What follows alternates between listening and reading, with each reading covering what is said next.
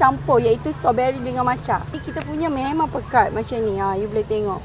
Ini strawberry. Strawberry ke? Lepas tu dah lah percuma. Lepas tu boleh cedok sendiri tau.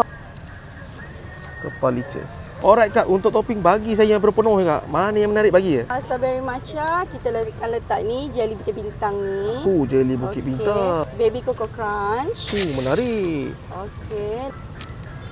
Coco Crunch tu Macam Coco Crunch tapi dia macam coklat lah, coklat bulat-bulat. Baik. Macam tu. Kalau awak suka kacang kita taburlah sikit kacang bagi menarik. Baik. Macam tu. Kalau macam ni pun RM10 kan? Ya, RM10 je. Okey, kalau nak cari Kepalicious kita boleh datang ke Pusat Darah Negara. Daripada pukul 9 hingga 2 pagi. Kita buka hari-hari kecuali Selasa.